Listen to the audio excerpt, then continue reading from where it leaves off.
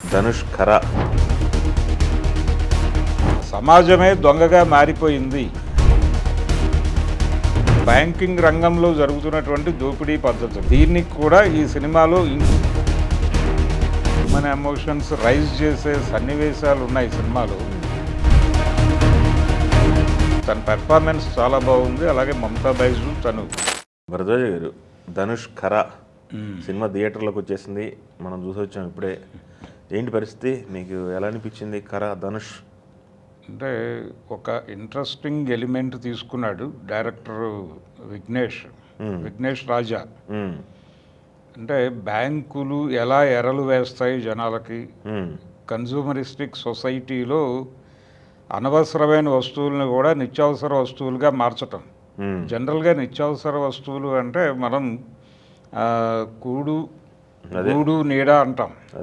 ఈ గూడ నీడ దీనికంటే మించి చాలా అంశాలని నిత్యావసర వస్తువులుగా మార్చేయటం అనేది కన్జ్యూమరిస్టిక్ సొసైటీ.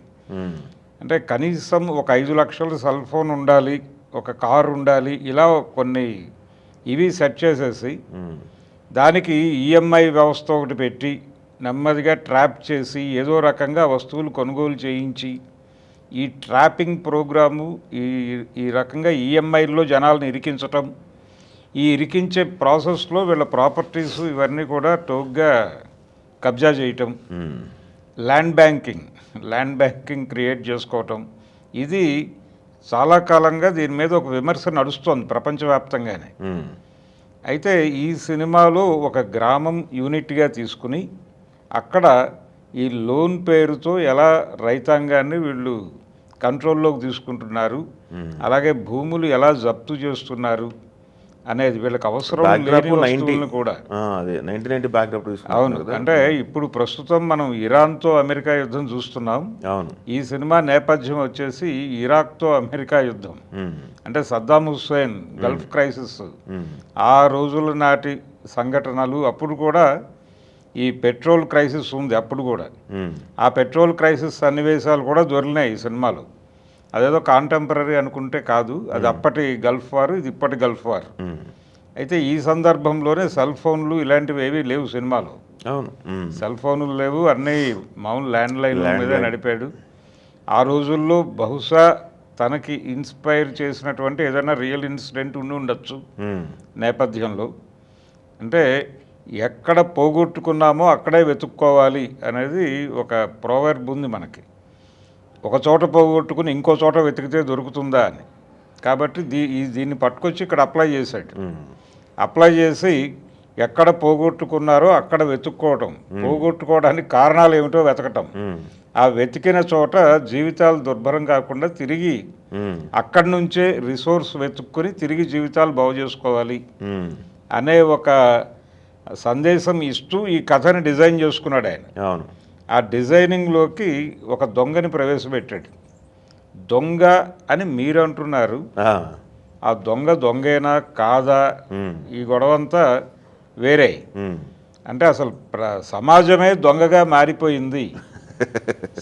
సమాజమే దొంగగా మారిపోయిన తర్వాత, అంటే మనకి గతంలో సినిమాల్లో ఈవెన్ రామ్ గోపాల్ వర్మ గారు తీసినటువంటి క్షణక్షణం సినిమాలో కూడా ఒక 50 లక్షల దొంగతనం మీద నడిచే కథ అది.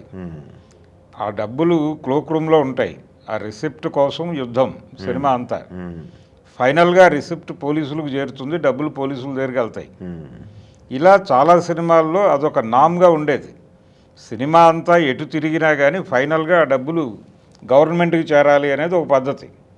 ఇప్పుడు బ్యాంకింగ్ వ్యవస్థ, ప్రైవేట్ రంగము ఇవన్నీ వచ్చేసిన తర్వాత ఈ దోపిడీ డబ్బులు ఎవరికి చేరాలి అంటే జనానికి చేరాలి అనేటువంటి కంక్లూజన్తో సినిమాలు చేస్తున్నారు ఈ మధ్యకాలంలో.